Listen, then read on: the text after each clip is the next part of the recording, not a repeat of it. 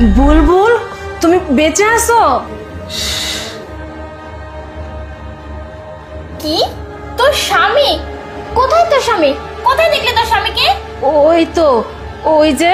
ও এসব কি বলে? আরে জান, তুমি কি বলতেছো? তুমি কি জানো না ওর স্বামীকে আমি কি করেছি? হ্যাঁ, আমি তো সেটা জানি, কিন্তু ও যে বলছে, আর তাছাড়া তুমি একটু দেখে আসো না। ঠিক আছে, আমি দেখছি।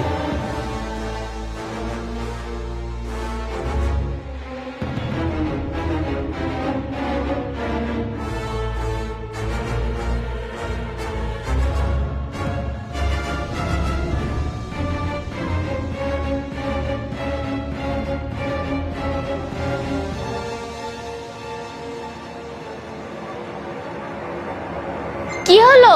ওখানে কি কেউ আছে? না শান্তা, কেউ নেই। ও মনে হয় ভুল কিছু দেখেছে। শোন, বাকি যা কাজ আছে সব গিয়ে কমপ্লিট কর। যা বলছি, যা।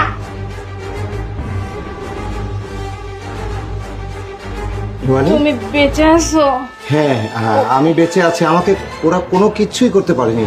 ওরা তো বললো তোমাকে নিয়ে মেরে ফেলছে, জানো? তুমি যাওয়ার পর থেকে ওরা অমানবিক অত্যাচার করে, বাসার সমস্ত কাজ আমাকে দিয়ে করায়, আমাকে ভালো মন্দ খেতেও দেয় না, আর কি পোশাক পরে রাখছে, আমাকে অনেক নির্যাতন করে। যাই হোক, তুমি আর কোনো চিন্তা করো না, আমি এসে গেছি না। ওরা যে অত্যাচার নিপীড়ন করেছে তারও একটা শেষ আছে। এখন ওই ঘটনাটা আমি একদম অন্তিম ঘটিয়ে ছাড়বো। তুমি কোনো চিন্তা করো না, চলো। আরে বেবি, তুমি কেন এত চিন্তা করছো? শোনো না, তোমার ওই বুড়ো শ্বশুরটাকে তো সে আমি কবে মেরে ফেলেছি। ও কই থেকে আসবে? শুধু এখন বাসায় তুমি আর আমি। আর তোমার শাশুড়ি না, ওকে দেখো এবার আসলে কি করি। আচ্ছা, ভাগ কিন্তু দাও। বেবি শোনো না, আমার শাশুড়ি যে বললো আমার শ্বশুরকে দেখেছে। আরে মুরব্বী মানুষ, চোখে ঝাপসা দেখছি, কি বলো না। আরে চলো না। ঠিক আছে, চলো তো। এই দাঁড়া।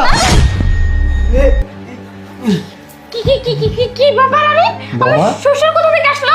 আরে আপনি ও, তার মানে তুই ভাবছিস আমি তো মেরে ফেলেছিলাম। তাহলে মরা মানুষ কিভাবে জ্যাঠা হয়ে ফিরে এলো, কিভাবে হেঁটে আসলো?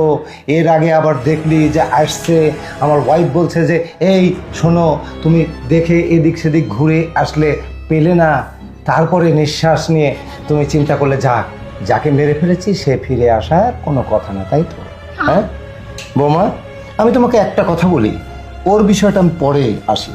তুমি দিনের পর দিন তোমার এই শাশুড়িকে যে অত্যাচার তুমি করেছো, সেটা কি তুমি মেয়ে হিসাবে করতে পারলে? হ্যাঁ, আমি নিজ চোখে যদি না দেখতাম তাহলে তো আমি বিশ্বাসই করতাম না। এই একটা